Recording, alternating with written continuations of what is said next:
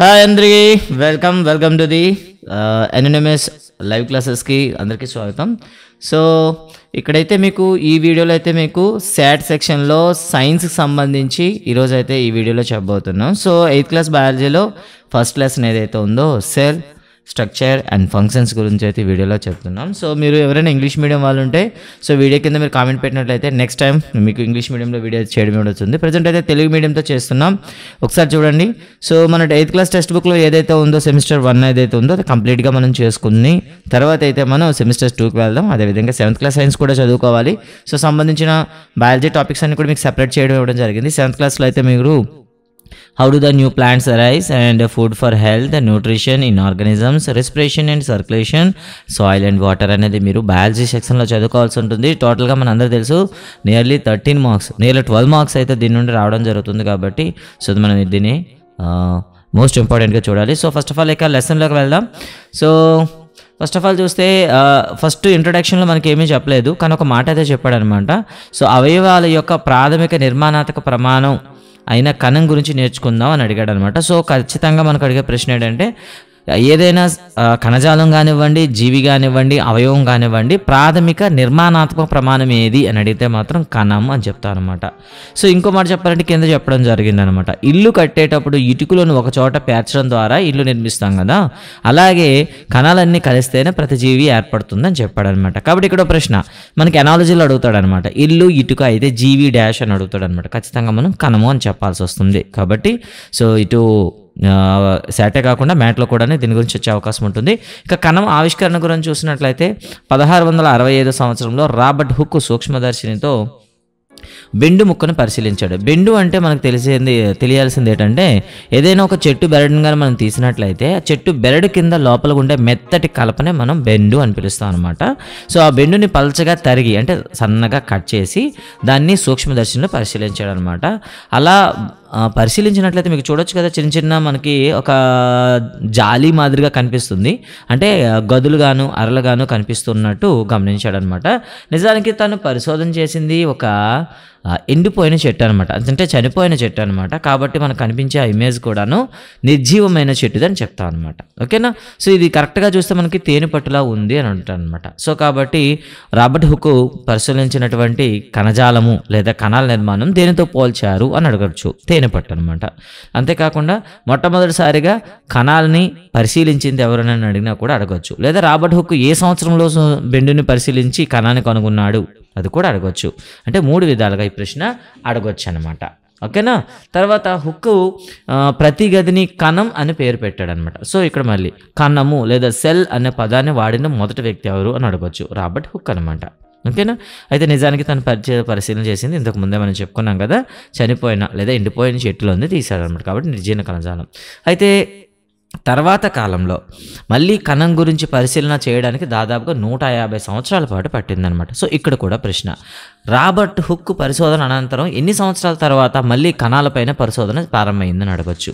ఇక్కడ మీరు 150 సంవత్సరాల తర్వాత అని చెప్పొచ్చు. అంటే ప్రతి ప్రశ్న మీకు ఎన్ని రకాలుగా అడగొచ్చు అనేది ప్రతి దగ్గర మీకు చెప్పడం జరుగుతుంది. సో దాన్ని మీరు చూసుకుంటారు. అయితే ఈ 150 సంవత్సరాల కాలం పడడానికి కారణం ఏంటంటే అప్పటి వరకు మనకి మెరుగైన సూక్ష్మదర్శనం లేకపోవడమే. తను చూసింది ప్రాథమికంగా ఒక సూక్ష్మదర్శిని ఉపయోగించి కనుక్కున్నాడు అనమాట. ఆవర్ధనం మాత్రమే చేశాడు, విశ్లేషణ చేయలేకపోయాడు. ఇక చూద్దాం 1.2లోకి వద్దాం. కణం అంటే ఏమిటి, కణం మీద ఎలా ప్రశ్నలు అడగవచ్చు. ఇంతకుముందే మనం చెప్పినంటే ఏదైనా ఒక జీవి కానీ సజీవి కానీ తీసుకుంటే దాని ప్రాథమిక నిర్మాణాత్మక ప్రమాణాలను వేటిని అంటారు అంటే కణాలను అని పిలుస్తారు. ఓకేనా. సో అంటే మనం ఏదైనా భవనం తీసుకుంటే ఇటుకలతో ఎలా నిర్మిస్తామో జీవి కూడా మనకి అలా కణాలతోనే నిర్మితం అవుతుంది అని చెప్పాడనమాట. కాబట్టి సో మళ్ళీ ప్రశ్న, సో ప్రాథమిక నిర్మాణాత్మక ప్రమాణాలని జీవికి వేటిని అంటారు అంటే కణం అనమాట. ఇక తర్వాత ఒక ప్రశ్న అడిగాడు, కోడిగుడ్డు కంటితో సులభంగా చూడవచ్చు కదా, మరి ఇది కణమా కణాల సముదాయం అని అడిగాడు అనమాట. నిజానికి కోడిగుడ్డులో మనకి ఒక అండకణము, అదేవిధంగా అంటే ఒక సంయోగం చెందినటువంటి ఒకే ఒక కణం ఉంటుందన్నమాట. అంటే అది కూడా మనకి ఏకకణంగానే చెప్పవచ్చు అనమాట. కోడిగుడ్డును ఒక ఏకకణంగా ఉదాహరణ చెప్పొచ్చు. అది సాధారణ కంటితో కూడా మనం చూడవచ్చు అనమాట. మరి జీవుల కణాల సంఖ్య, ఆకారము మరి పరిమాణాలపైన వైవిధ్యాన్ని ప్రదర్శిస్తాయి కదా, అది ఎలా ఉంటుందో ఒకసారి చూద్దాం.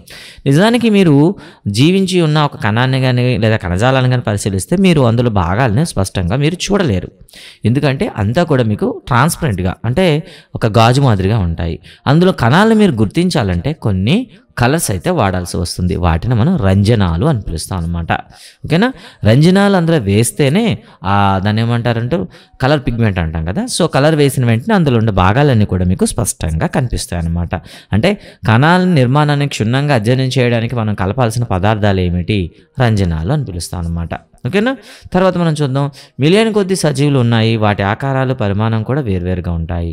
మరి వాటి అవయవాలు కూడా ఆకారం పరిమాణం కణాల సంఖ్యతో భిన్నంగా ఉంటాయా ఏంటో ఒకసారి చూద్దాం.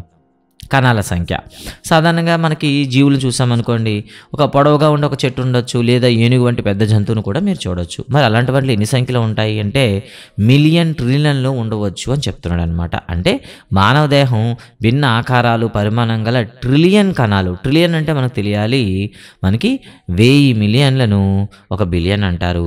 అలాంటి 1000 బిలియన్లను ఒక ట్రిలియన్ అంటారు. సో ఇక్కడ మనకి ప్రశ్న అడిగేటప్పుడు కూడా అవసరం మనకి క్వశ్చన్ అయితే చెప్పొచ్చు. ఎలా అవుతుంది చూడండి. 1 మిలియన్ అనేటప్పుడు ఏం చేస్తాం? 6 జీరోస్ వేస్తాం. ఇది 1 మిలియన్ అనమాట. ఓకేనా, 1 బిలియన్ అంటే మరో 3 జీరోస్ యాడ్ చేయండి. 1 పక్కన 9 జీరోస్ పెట్టండి. 9 సున్నాలు పెడితే బిలియన్ అవుతుంది. 1 ట్రిలియన్ కావాలనుకోండి, మరో 3 సున్నాలు అంటే 1 పక్కన మీరు 12 సున్నాలు పెట్టాలి. అప్పుడు దాన్ని మనం 1 బిలియన్ అంటాం అనమాట. అంటే ఇన్ని కణాలు, ట్రిలియన్ అంటాం అనమాట. ఇన్ని కణాలు ఒక్కొక్క జీవిలో ఉంటాయన్నమాట. మరి ఇక్కడ చూడండి ఒకసారి, ఉల్లిపొరలో ఉండే కణాలని రంజనాలు వేసి మీకు సపరేట్ చేశారు. పక్కన మీకు ఇటుక గోడ కనిపిస్తుంది. ఇటుక గోడ ఏ విధంగా ఉందో ఉల్లిపొరలో ఉండే కణాలు కూడాను అలానే ఉన్నాయన్నమాట. అయితే 1 కంటే ఎక్కువ కణాలు ఉంటే వాటిని ఏమని పిలుస్తారు అనే ప్రశ్న ఉంటుంది. బహుకణ జీవులు అంటారు. 1 కంటే ఎక్కువ కణాలు ఉంటే వాటిని ఏమని పిలుస్తాం? బహుకణ జీవులు అంటాం. చిన్న జీవుల్లో అయితే కణాల సంఖ్య తక్కువగా ఉంటుంది. కానీ పెద్ద జీవి చేసేటటువంటి అన్ని కార్యకలాపాలు, జీవక్రియలు కూడా జరుపుతారనమాట. జీవితం పనితీరు పైన ఏ విధంగానూ ప్రభావం కలిగించదు. అంటే ఇక్కడ శరీరంలో ఎక్కువ కణాలు ఉన్నాయనుకోండి, అక్కడ ఉండేటటువంటి జీవక్రియలు అనేవి సర్దుబాటు చేసుకోబడతాయి. కాబట్టి జీవక్రియలో కానీ జీవన విధానంలో కానీ ఎటువంటి ప్రభావం ఉండదన్నమాట. అంటే మనం ఒకే ఒక కణం ఉంటే దాన్ని ఏమని పిలుస్తాం? ఏకకణంగా పిలుస్తాం అనమాట. అలాంటి ఏకకణంలో కూడాను ఏం జరుగుతుందంటే మనకు అన్ని జీవక్రియలు జరుగుతాయన్నమాట. ఓకేనా, అంతేకాదు చూడండి ఒకసారి, ఆ కణమే ఫలదీకరణం చెందిన అండము అని చెప్తాను అనమాట. ఇంతకుముందు మనం చెప్పుకున్నాం కదా కోడిగుడ్డు గురించి, అలా అనమాట. సో ఫలదీకరణ చెందిన అండం విభజన చెందుతూ కణాల సంఖ్య పెంచుకుంటూ అభివృద్ధి చెందుతాయి. అంటే ఏదైనా సరే ఒక అండకణం ఏర్పడిన తర్వాత దాన్ని మనం ఏమంటాం? ఫలదీకరణ చెందిన తర్వాత అండం మనం ఏర్పడిన తర్వాత అది అనేక సార్లు సమవిభజన చెందుతూ కణాల సంఖ్య పెంచుకుంటూ జీవిగా ఏర్పడుతుంది అనమాట. కానీ ఇక్కడ ప్రశ్న చూడండి ఒకసారి, ఏకకణ జీవులు అంటే ఏమిటి? ఒకే కణంతో ఏర్పడినవి. అంటే ఒక కణం కలిగిన జీవులను ఏకకణ జీవులు అంటారు. కొన్ని ఎగ్జాంపుల్స్ అయితే మీకు ఇచ్చాడనమాట. 1 అమీబా, 2 పారమేషియం అనమాట. మీరు చూడొచ్చు, ఇక్కడ అమీబా ఉంది, ఇక్కడ పారమేషియం ఉంది. సో పటాలు కూడా గుర్తుపెట్టుకోండి. పటాల పైన కూడా ప్రశ్న అడగడానికి అవకాశం అయితే ఉంటుంది. ఇక చూద్దాం. ఏకకణ జీవులు బహుకణ జీవులు చేసే అన్ని అవసరాలైన విధులు నిర్వహిస్తాయి. అంటే బహుకణ జీవులు ఉన్నాయనుకోండి, శ్వాసిస్తాయి, విసర్జిస్తాయి, ఆహారం తీసుకుంటాయి, జీర్ణం చేసుకుంటాయి, పెరుగుతాయి, ప్రత్యుత్పత్తి కూడా జరుపుతాయి. ఈ అన్ని జీవక్రియలు కూడా ఏకకణ జీవులు జరుపుతాయి అన్నమాట. సో కాబట్టి క్రింది వానిలో అసత్యమైన వాక్యం ఏదని చెప్పేసి ఏకకణ జీవులు కేవలం శ్వాసిస్తాయి మాత్రమే అంటూ ఏదో ఒక తప్పుడు వాక్యం అయితే ఇవ్వచ్చు అనమాట. కాబట్టి మీరు ఈ మొత్తానిపైన అవగాహన ఉన్నట్లయితే అలాంటి వాక్యాలు మీరు ఈజీగా ఎలిమినేట్ చేయగలుగుతారు. ఓకేనా, కాబట్టి ఏకకణ జీవి ఉన్నంత మాత్రాన జీవక్రియలు ఎటువంటి ఆటంకం అయితే కలగదనమాట. ఇక తర్వాత చూద్దాం. ఇది టీచర్కి సంబంధించి అనమాట. మీకు స్లైడ్స్ తీసుకొచ్చి చూపించమని చెప్పారనమాట. ఇక కణాల ఆకారం గురించి చూద్దాం. సరే, అయితే మనకు ఒకటి తెలియాల్సిన విషయం ఉంది. అమీబాకు ఆకారం ఉండదు. అమీబా అనేది క్రమరహితంగా, అంటే దానికి నిజమైన ఆకారం ఉండదన్నమాట. నిర్దిష్ట ఆకారం లేకుండా నిరంతరం తన ఆకారాన్ని మార్చుకుంటుంది. అంటే దాని దేహం నుండి పొడవులో వెడల్పులను పొడుచుకుంటూ ముందుకు వస్తుంది అనమాట. అంటే ఇలా ఉందనుకోండి, అమీబా కాస్త ముందుకు వెళ్ళాలంటే శరీరాన్ని ఇలా ముందుకు తీసుకొస్తుంది. ఈ జీవ పదార్థాన్ని అంతటి కూడా ముందుకు తీసుకువెళ్ళి వెనక్కి మళ్ళీ ఏమవుతుంది? కొరచైపోతుంది అనమాట. ఇలా ముందుకు నడుస్తుంది. ఇలా జీవి శరీరం నుండి పొడుచుకొచ్చినటువంటి భాగాలనే మిథ్యాపాదాలు అంటారనమాట. మిథ్య అంటే మాయ, అవి అదృశ్యమైపోతాయి కాబట్టి వీటిని మిథ్యాపాదాలు అంటారనమాట. అమీబా కదులుతున్నప్పుడు లేదా ఆహారం తీసుకునేటప్పుడు మాత్రమే ఈ మిథ్యాపాదాలు కనిపిస్తాయి. సో ఇప్పుడు చూడండి, అమీబా ఆకారాన్ని మార్చుకోవడం వల్ల ఎలాంటి ప్రయోజనాలు పొందుతాయి అంటే, అమీబా మిథ్యాపాదాన్ని ఏర్పరచడం ద్వారా ఆకారాన్ని మార్చుకుంటూ ఆహారాన్ని సేకరించడము, అంతేకాకుండా గమనానికి ఉపయుక్తంగా ఉంటాయి. క్రింది వాటిలో అమీబా యొక్క మిథ్యాపాదాలు ఉపయోగం కానిదేది అంటారనమాట. 1 ఆహారము, 2 గమనము, 3 ప్రత్యుత్పత్తి, 4 పైవన్నీ అని ఇస్తారనమాట. ప్రత్యుత్పత్తిలో మనకి మిథ్యాపాదాల ఉపయోగం అనేది అంతగా ఉండదు. కాబట్టి మీరు గుర్తుపెట్టుకోండి, మిథ్యాపాదాల ఉపయోగం అంటే 1 ఆకారాన్ని మార్చుకోవడం, 2 ఆహారాన్ని సేకరించడం, 3 గమనానికి సహాయం చేయడం. ఈ 3 కూడాను మనం చెప్తాం అనమాట. తన ఆకారాన్ని మార్చుకోగలిగే ఏకకణ జీవి మరొకటి కూడా మానవుడి శరీరంలో ఉంటుంది. దాన్ని తెల్ల రక్త కణాలు అని పిలుస్తాం అనమాట. అమీబాతో పాటుగా మన శరీరంలో ఉండేటటువంటి తెల్ల రక్త కణాలు కూడా ఎప్పటికప్పుడు తన ఆకారాన్ని మార్చుకుంటుంటాయి అన్నమాట. ఓకేనా. కాకపోతే రక్త కణాలు, తెల్ల రక్త కణాలు కేవలం కణాలు మాత్రమే, కానీ అమీబా మాత్రం పూర్తిగా ఒక జీవరాశిగా గుర్తింపు పొందుతుంది అనమాట. ఎందుకంటే అన్ని రకాల జీవక్రియలను జరుపుతుంది. ఇక తర్వాత మనం చూద్దాం, మిలియన్ల కొద్ది కణాలు ఉన్న జీవుల్లో నువ్వు ఏ ఆకారాన్ని ఊహిస్తావు అని చెప్పాడనమాట. ఇక మానవ శరీరం చూసుకున్నాం అనుకోండి, అంటే మిలియన్ కణాలు ఉన్నంత మాత్రాన అది ఏ ఆకారాన్ని పొందుతుంది, ఒక నిర్దిష్టమైన ఆకారం ఉంటుందా, ఆకారాన్ని మార్చుకోవడానికి అవకాశం ఉంటుందా, ఇలాంటి వాటి గురించి ఒకసారి చూద్దాం. మానవుల్లో రక్త కణాలు ఉంటాయి, కండర కణాలు ఉంటాయి, నాడీ కణాలు ఉంటాయి. అయితే విభిన్న కణాలు ఉండేటప్పుడు కూడా విభిన్న ఆకారంలో ఉంటాయి మరియు వాటి యొక్క నిర్దిష్టమైన విధులతో ముడిపడి ఉంటాయన్నమాట. సో అంటే కణాలు కొన్ని గుండ్రంగా ఉండొచ్చు, వర్తులాకారంలో ఉండొచ్చు, లేదా పొడవుగా ఉండొచ్చు, లేదా పొట్టిగా ఉండొచ్చు. సో ఇరువైపులా మొనదేలి ఉండవచ్చు, ఎలా అయినా మనం చెప్పవచ్చు అనమాట. ఓకేనా. ఇప్పుడు చూద్దాం ఒకసారి. ఇక్కడ మనం చూస్తే ఇక్కడ మనకి ఎర్ర రక్త కణాలు చూసారా. ఈ ఎర్ర రక్త కణాలు అనేవి మనకి ఎలా ఉన్నాయి, ఇక్కడ మనం చూసుకున్నట్లయితే మనకి వర్తులాకారంలో ఉన్నాయి అని చెప్తాం అనమాట. ఓకేనా. తర్వాత మనకి ఇక్కడ బి చూడండి, బిలో మీకు చూసినట్లయితే మీకు ఇవి కండర కణజాలం అంటాం. దీన్ని ఏం చూశారు కదా, కుదురు ఆకారపు కండరాలు అని చెప్పాడనమాట. అంటే 2 వైపులు కూడా మొనదేలి ఉంటాయి. ఇక 3వది మనం చూస్తే నాడీ కణం అనమాట. ఇది దీర్ఘశాఖాయుత నాడీ కణము, అంటే అత్యంత పొడవైన కణము అని అనమాట. అయితే ఇక్కడ మీకు ఎప్పుడైనా ప్రశ్న అడిగేటప్పుడు మానవ శరీరంలోనే అతి పొడవైన కణాలు ఏవి, న్యూరాన్లు లేదా నాడీ కణాలు గుర్తుపెట్టుకోండి. నాడీ కణము లేదా న్యూరాన్ అనేవి మానవ శరీరంలో అతి పెద్దవి. వీటి యొక్క పని ఏంటంటే సమాచారాన్ని గ్రహించడం, ప్రసారం చేయడం. మనకుండే నాడులన్నింటిలో కూడాను ఈ నాడీ కణాలే ఉంటాయన్నమాట. సో తర్వాత మనం ప్రశ్న చూద్దాం. అయితే ఈ నాడీ కణాలు అనేవి సమాచారాన్ని వివిధ కణాలకు పంపించడం ద్వారా వివిధ శరీర అవయవాలు నిర్వహించే పనులను నియంత్రించడము మరియు వేరే అవయవాలతో సమన్వయం చేయడం జరుగుతుందన్నమాట. ఉదాహరణ చూడండి, మనం నడుస్తున్నాం, ఏదైనా సరే మనం కాలుతో దేన్నైనా తట్టామనుకోండి, ఏమవుతాం, ముందుకు పడిపోవడానికి ట్రై చేస్తాం. కానీ అదే సమయంలో చేతులు అనేవి ఏం చేస్తాయి, మనకి పడిపోకుండా అడ్డుపడతాయి అనమాట. అంటే ఇక్కడ ఏమవుతుంది, శరీరంలో చేసే పనులను నియంత్రణ చేస్తాయి. అంతేకాకుండా చేతులని, కాలు యొక్క పనులను సమన్వయం చేస్తాయి అన్నమాట. కాబట్టి నాడీ కణాలు అనేవి శరీర నియంత్రణ, సమన్వయానికి సహాయం చేస్తాయి. అయితే కణంలో ఏ భాగం దాని ఆకారాన్ని ఇస్తుందో ఊహించగలరా అని ప్రశ్నించాడు అనమాట. అయితే శరీరానికి ఆకారం ఇవ్వడానికి చుట్టుపక్కల ఏముండాలి చెప్పండి, మనకు ఒక హద్దు కానీ, బౌండరీ కానీ, లేదా ఒక రక్షణ త్వచం అనేది ఉండాలన్నమాట. అలాగే చూసుకున్నట్లయితే వృక్ష కణాలకు వేరుగాను, జంతు కణాలకు వేరుగాను ఇవి ఉంటాయన్నమాట. అంటే జంతువులు కానీ, వృక్ష కణాలు కానీ మనకు కనిపించేది ఏంటంటే కణత్వచం అనేది కనిపిస్తుంది. కణం చుట్టూ కూడా ఒక ప్లాస్మా పొర అయితే ఉంటుంది, దాన్ని కణత్వచం అంటారు. కానీ మొక్కల్లో చూసుకుంటే మాత్రం కణ కవచం అనేది ఉంటుందన్నమాట. ఓకేనా. కణ కవచం అనేది ఒక దృఢమైన అదనపు పొర అనమాట. ఇది మనకు సాధారణంగా సెల్యులోజ్తోనూ ప్రోటీన్స్తోనూ ఏర్పడుతుంది అనమాట. సో ఇక్కడ కూడా ఒక ప్రశ్న అనమాట. కణ కవచాన్ని కలిగి ఉండేవేవి, వృక్ష కణాలు. దాంతో పాటుగా మనకి ఇంకొకటి కూడా ఉందన్నమాట, అదే బ్యాక్టీరియా అనమాట. బ్యాక్టీరియా కూడా మీకు ఏముంటుంది, కణ కవచాలనే ఉంటాయన్నమాట. గుర్తుపెట్టుకోండి, కణ కవచాలు కలిగిన జీవి ఏదని చెప్పి వైరస్, బ్యాక్టీరియా, ఫంగస్ అలా ఇస్తాడనమాట. మీరు గుర్తుపెట్టుకోండి, బ్యాక్టీరియాకు ఉంటుంది కణ కవచం, వృక్ష కణాలన్నింటికి కూడా ఉంటుందన్నమాట. మరి ఈ కణాల పరిమాణం ఏముంటుంది, ఈ పరిమాణాన్ని ఎలా కొలుస్తారు ఒకసారి చూద్దాం. కణాల పరిమాణం అనేది మనకి మీటర్లో మిలియన్ వంతు ఉంటుందన్నమాట. అంటే దీన్ని మైక్రోమీటర్ అంటారనమాట. అంటే 10⁻⁹ -9 మీటర్స్ అనమాట. అంటే 1 మీటర్లో మనకి మిలియన్ వంతు అని చెప్తాం. దీన్నే మనం 1 మైక్రోమీటర్ అంటాం. మైక్రోమీటర్ అనేటప్పుడు ఈ సింబల్ కూడా వాడతారనమాట. ఓకేనా. సో అంతేకాకుండా సెంటీమీటర్లు అంత ఎక్కువ పరిమాణంలో కూడా కొన్నిసార్లు ఉండవచ్చు. అంటే మైక్రోమీటర్ నుండి సెంటీమీటర్ల వరకు ఉండొచ్చు. ఉదాహరణకి మీరు ఇంతకుముందు చెప్పాం కదా, కోడిగుడ్డు కణం చెప్పామనుకోండి, సెంటీమీటర్ల వరకు ఉంటుందన్నమాట. అయితే చాలా వరకు కణాలను మనం సూక్ష్మదర్శినితో మాత్రమే కనిపించే పరిమాణాలు ఉంటాయి. సాధారణ అంటే నేకెడ్ ఐ అంటాం కదా, సాధారణ కంటి చూపుతో మనం కనిపించమన్నమాట. వాటిని ఖచ్చితంగా చూడాలంటే మనం ఖచ్చితంగా ఏం వాడాలి? సూక్ష్మదర్శిని వాడాలి. అయితే సూక్ష్మదర్శినిలో ఏం జరుగుతుంది అంటే వృద్ధీకరణము, అంటే చిన్న వాటిని పెద్దదిగా చేయడాన్ని ఏమంటారు? వృద్ధీకరణం అంటారు. సో వృద్ధీకరణం చేయడానికి ఉపయోగించే పరికరం ఏది? సూక్ష్మదర్శిని. ఇన్ని రకాలుగా అడగవచ్చు అనమాట. కణం యొక్క పరిమాణం ఎంత ఉంటుంది? బ్యాక్టీరియాలు చూసుకుంటే 0.1 నుండి 0.5 మైక్రోమీటర్ వరకు ఉంటుంది.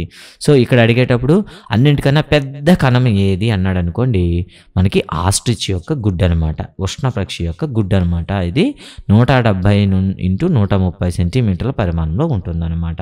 గుర్తుపెట్టుకోండి, చాలా పెద్ద గుడ్డు అనమాట. ఓకేనా.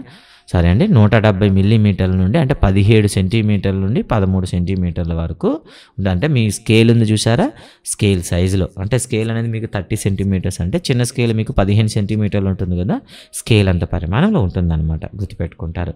అన్నింటికన్నా చిన్న కణము ఏదని అడిగితే మాత్రం మీరేం చెప్తారంటే శుక్ర కణము అని చెప్తారనమాట. అన్నింటికన్నా చిన్న కణం ఏదంటే స్పెర్మ్ సెల్ అండం, చిన్నది శుక్ర కణము. అన్నింటికన్నా పెద్దదంటే మాత్రం ఆస్ట్రిచ్ పక్షి యొక్క అండం అని చెప్తాము. అది గుర్తుపెట్టుకుంటారు. ఇక ఎప్పుడైనా కోడిగుడ్డును ఉడికించండి, పై పెంకుని తొలగించండి, ఇవేం కనిపిస్తుంది అంటే పసుపు రంగు భాగాన్ని తెల్లని పదార్థం ఆవరించి ఉంటుంది. మీరు చూసే ఉంటారు కదా, తెల్లని పదార్థాన్ని ఆల్బుమిన్ అంటారనమాట. ఓకేనా. అది చూసారా, ఈ ఆల్బుమిన్ అనేది గడ్డ కట్టేసి మనకు తెల్లగా ఉంటుంది. ఇక పసుపు రంగు భాగాన్ని సొన అని పిలుస్తాం అనమాట. ఓకేనా. సో వీటిని మనం డైరెక్ట్గా ఎటువంటి వృద్ధీకరణ అంటే మైక్రోస్కోప్స్ లేకుండా చూడొచ్చు అనమాట. ఇక్కడ గుర్తుపెట్టుకోండి, సొన అనేది మనకి పసుపు పచ్చగా ఉంటుంది కదా, ఇదే అసలైన కణం అనమాట, అండకణం అనమాట. మరి అండకణం నుండి కోడిపిల్ల అనేది వృద్ధి చెందినప్పుడు దానికి కావాల్సిన పోషకాలు ఇచ్చే పదార్థమే ఆల్బుమిన్ అనమాట. అది తెల్ల సొన అనమాట. తెల్ల సొనలో ఉండే పదార్థం మనకి పిల్ల పెద్ద అయ్యేటప్పుడు దానికి సప్లై చేయడం జరుగుతుందన్నమాట. చూడండి, ఏనుగులో ఉండే కణాలు ఎలుకలో ఉండే కణాల కంటే పెద్దవిగా ఉంటాయా? ప్రశ్న అడిగాడు అనమాట. అంటే మొక్కల్లో కానీ జంతువుల్లో కానీ జీవి శరీర పరిమాణానికి కణాల పరిమాణానికి ఎటువంటి సంబంధం ఉండదు. చాలామందికి సందేహం రావచ్చు, సార్ ఏలుక చాలా చిన్నది కదా, దాంట్లో చిన్న చిన్న కణాలు ఉంటాయి, ఏనుగు చాలా పెద్దది కదా, దాంట్లో పెద్ద పెద్ద కణాలు ఉంటాయా అని అడుగుతారనమాట. కానీ కణాలకు ఎటువంటి సంబంధం ఉండదన్నమాట. ఏనుగులో ఉండే కణాలు ఎలుకలో ఉండే కణాల కంటే పెద్దగా ఉండవలసిన అవసరం అయితే ఏమీ లేదు. కణాల పరిమాణం అవి నిర్వహించే విధులపైన సంబంధం కలిగి ఉంటాయి. అంటే మీరు కండరాలు తీసుకున్నారనుకోండి, అవి కాస్త బిగ్గరగా ఉంటాయి, అంతేకాకుండా స్టిఫ్గా ఉంటాయి. అదే నెర్వ్ సెల్స్ తీసుకున్నాం అనుకోండి, మనకి డేటా ట్రాన్స్ఫర్ చేయాలి కాబట్టి పొడవుగా ఉంటాయి. అదే బ్లడ్ సెల్స్ తీసుకున్నాం అనుకోండి, ఎర్ర రక్త కణాలు తీసుకున్నాం అనుకోండి, చాలా చిన్నగా ఉంటాయి. అంటే వాటి విధులపైన ఆధారపడి ఉంటాయి తప్ప శరీరం పైన ఎటువంటి ఆధారం మీద ఉండవన్నమాట. ఇక కణాల నిర్మాణం విధుల గురించి చూద్దాం ఒకసారి. ప్రతి జీవిలోనూ అనేక అవయవాలు కలిగి ఉంటాయని చెప్తాం. ఇది 7వ తరగతిలో మీరు చదివే ఉంటారు. జీర్ణ అవయవాలన్నీ కలిసి జీర్ణ వ్యవస్థగాను ఏర్పరుస్తాయి. అదేవిధంగా ఆ వ్యవస్థలోనే భిన్న అవయవాలు ఆహారం జీర్ణ చేయడం, శోషణం, స్వాంగీకరణం వంటి విధులు నిర్వహిస్తాయని చెప్పాను అనమాట. సో స్వాంగీకరణం అంటే మనం నోటి ద్వారా ఆహారం తీసుకుంటే పూర్తిగా జీర్ణమై శరీర భాగాలకు వెళ్ళడాన్ని స్వాంగీకరణం అంటాం అనమాట. ఈ విధంగా అదేవిధంగా మొక్కల్లో కూడా వేరు వేరు అవయవాలు ఉంటాయి, తమకు నిర్దేశించిన పనులను నిధులను నిర్వహిస్తాయి. ఉదాహరణకు వేళ్ళు నీటిని తీసుకున్నాయి అనుకోండి, నీటిని లవణాలు నేల నుండి తీసుకొని గ్రహించి మొక్కకు అందిస్తాయి అనమాట. ఇవన్నీ కూడా మీరు ఎక్కడ విని ఉంటారు? 7వ క్లాస్లో చదివి ఉంటారు. 7th క్లాస్ మళ్ళీ క్లాస్ చెప్పేటప్పుడు మీరు ఖచ్చితంగా వినండి. అంటే ప్రతి అవయవం కూడాను ఏముంటుంది? కణజాలము అని పిలువబడే చిన్న చిన్న భాగాలతో తయారవుతాయి. మరి కణజాలాలు అంటే ఏమిటి? ఒకే రకమైనటువంటి విధులు నిర్వహించే కణాల సముదాయాన్ని కణజాలాలు అంటారనమాట. ఓకేనా. ఒకే రకమైనటువంటి విధులను లేదా ఒకే పోలిక కలిగినటువంటి విధులను లేదా ఒకే రకమైనటువంటి కణ నిర్మాణాలు కలిగినటువంటి కణాల సముదాయాన్ని మనం కణజాలం అంటాం. అలాంటి కణజాలాలను కలిస్తే మనకేమొస్తుంది? అవయవం వస్తుందన్నమాట. ఇక్కడ చూడండి, రైట్. సో ఇక్కడ అమ్మాయి గురించి ఇవ్వడం జరిగింది. ఈ అమ్మాయి అనేది ఇక్కడ పహేలి అనే అమ్మాయి వేసిన ప్రశ్న. సో పహేలికి ఆన్సర్ అయితే దొరికిందనమాట. ఏంటంటే కణాలన్నీ ఒకే రకమైనటువంటి విధులు నిర్వహించే కణాలన్నీ కలిస్తే మనకి కణజాలాలు వస్తాయి. అలాంటి వివిధ కణజాలాలు కలిస్తే మనకి అవయవాలు వస్తాయి. అలాంటి అవయవాలన్నీ కలిస్తే మనకి అవయవ వ్యవస్థ వస్తుంది. అలాంటి కొన్ని అవయవ వ్యవస్థలు కలిస్తే మనకు జీవి వస్తుందన్నమాట. గుర్తుపెట్టుకోండి, కణాలు, కణజాలాలు, అవయవాలు, అవయవ వ్యవస్థ, అదేవిధంగా జీవులు అనమాట. సెల్, టిష్యూ తర్వాత ఆర్గానిజం లేదా ఆర్గన్ సిస్టమ్, నెక్స్ట్ వచ్చి మనకి యానిమల్ అనేది లేదా లివింగ్ ఆర్గానిజం అనేది రావడం జరుగుతుంది. ఇక కణత్వచం గురించి మాట్లాడదాం. కణత్వచం అంటే ఇంతకు ముందే చెప్పాం కదా, కణాన్ని పట్టి ఉంచే ఒక బ్యాగ్ లాంటిది, ఒక సంచి లాంటి నిర్మాణం అనమాట. అంటే అది ప్లాస్మా పొరతోనే మొత్తాన్ని పట్టి ఉంటుంది. మరి ఒక కణంలో ఏమేమి ఉంటాయి? చుట్టుపక్కల కణత్వచం ఉంటుంది, లోపల జీవ పదార్థం ఉంటుంది కదా, దాన్ని కణద్రవ్యం అంటారు, సైటోప్లాజ్మా అంటారు. మొత్తాన్ని నిర్వహించడానికి కేంద్రకం ఉంటుంది కదా. సో కేంద్రకము, కణద్రవ్యము, కణత్వచము ఉంటాయన్నమాట. ఇవి ప్రాథమికంగా ఉంటాయి. కణద్రవ్యము, కేంద్రకము కణత్వచంచి ఆవరించబడి ఉంటాయి. అంటే మధ్యలో కేంద్రకం ఉందనుకోండి, చుట్టూ కూడా మనకేముంటుంది? జీవ పదార్థం ఉంటుంది. దాని చుట్టూ కూడా మనకేముంటుంది? కణత్వచం అయితే ఉంటుందన్నమాట. ఈ త్వచము ఎందుకు ఉపయోగపడుతుందంటే ముఖ్యంగా మనం చెప్పాలంటే పక్కనుండే పదార్థాలు కానీ ఇతర కణాల నుండి వేరు చేస్తూ, సెపరేట్ చేస్తూ ఉంటుందన్నమాట.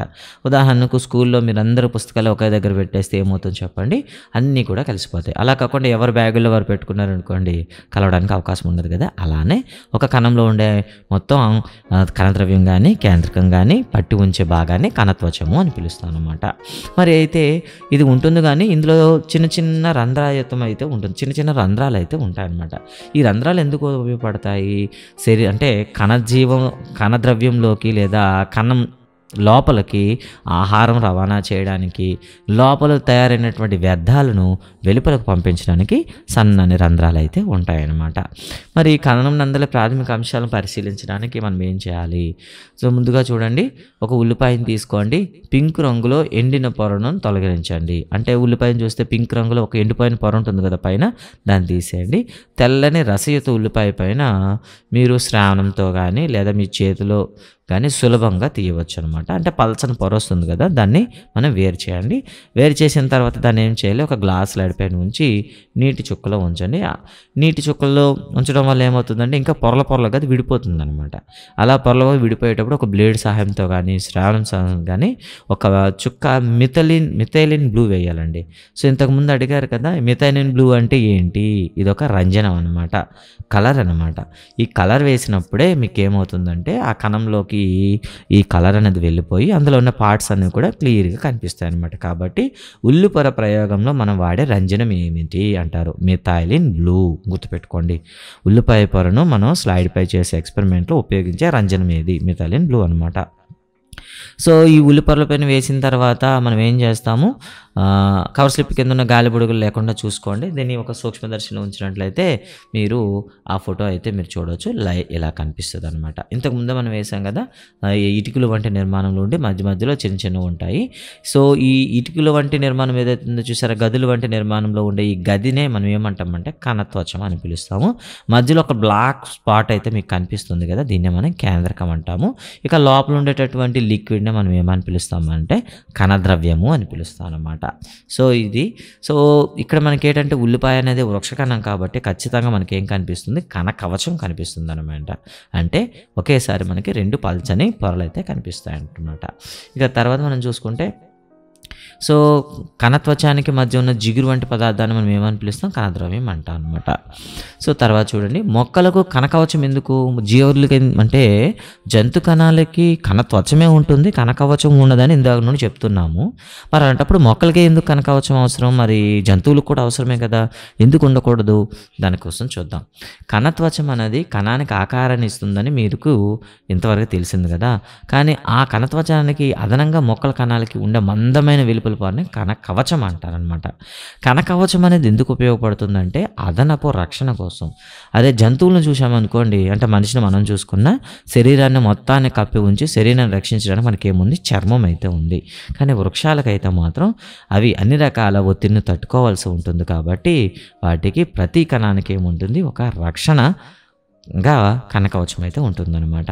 ఇవి ఎందుకు ఉపయోగపడతాయంటే మారుతూ ఉండే ఉష్ణోగ్రతల నుండి కానీ, వేడిగా వేగంగా గీచే గాలుల నుండి కానివ్వండి, వాతావరణంలో వచ్చే మార్పుల నుండి కానీ రక్షణ అవసరం కాబట్టి ఇవి కనకవచాలను ఉపయోగిస్తాయి. మొక్కలు చలించలేవు కనుక అవి అనేక వాతావరణ మార్పులను గురి కావాల్సిన అవసరం ఉంటుంది. ఓకేనా? ఓకే. మరి ఈ పొరలు మనం పరిశీలించడానికి కొన్ని మొక్కల పేర్లు అయితే చెప్పారనమాట. ఏంటో చూస్తామా? ఆ మొక్కల పేర్లు చూడండి, ట్రాడిస్కాన్షియా, ఎలోడియా, రియోపత్రాలు. ఈ పేర్లు గుర్తుపెట్టుకోండి. ఇందులో మనం స్లైడ్లో పెట్టి మనం చూసినట్లయితే మనకి ఏం కనిపిస్తాయంటే మనకి వృక్ష కణాల మధ్యన ఉండేటటువంటి భాగాలు ప్రస్ఫుటంగా కనిపిస్తాయి అన్నమాట. ఇక్కడ మరో ఎక్స్పెరిమెంట్ అయితే ఇచ్చాడనమాట, చూడండి ఒకసారి.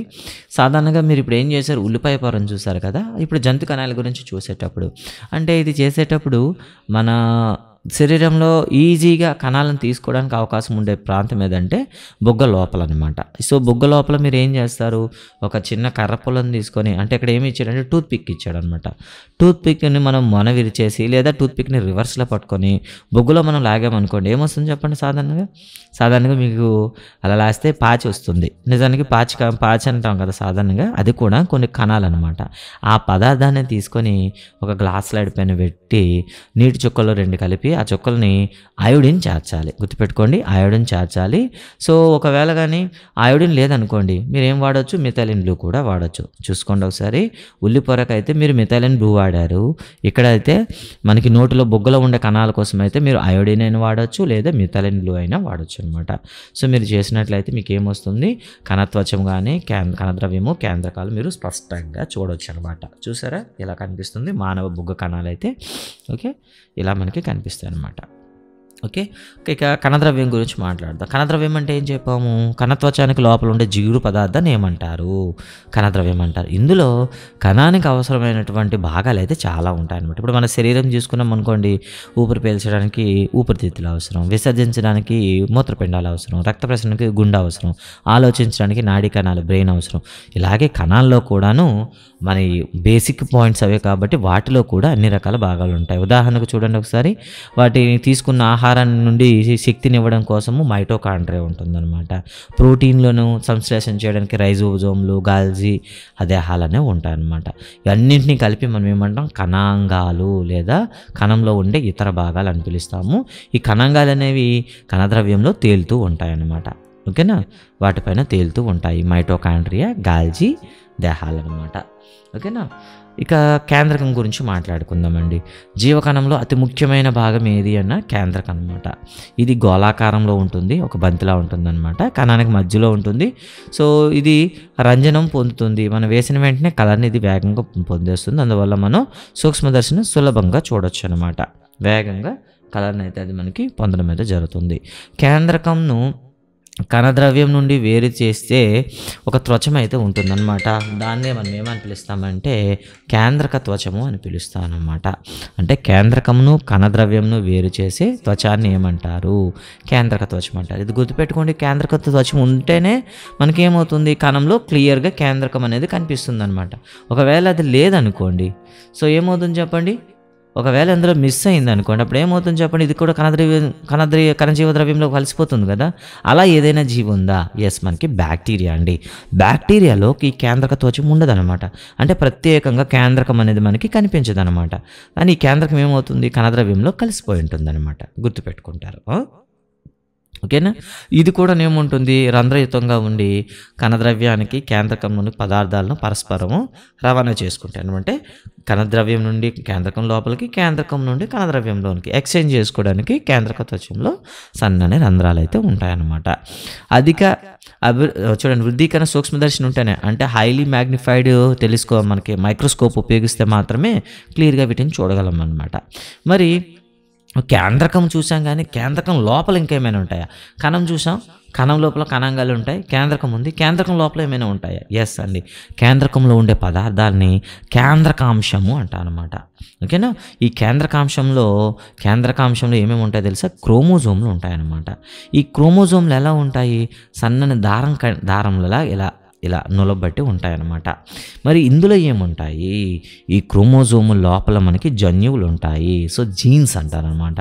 మీకు ప్రశ్న అడిగేటప్పుడు కేంద్రకంలో జన్యువులు అనేవి ఎక్కడుంటాయి? క్రోమోజోమ్లో ఉంటాయి. ఈ క్రోమోజోమ్లు ఎక్కడుంటాయి? కేంద్రకంలో ఉంటాయి. ఓకేనా, గుర్తుపెట్టుకుంటారనమాట. ఈ జన్యువులు ఏం చేసుకొస్తాయి? తల్లిదండ్రుల నుండి లక్షణాలను వంశపారంగా సంతానానికి సంక్రమించేస్తాయన్నమాట. దీన్ని ఏమంటాము మనం?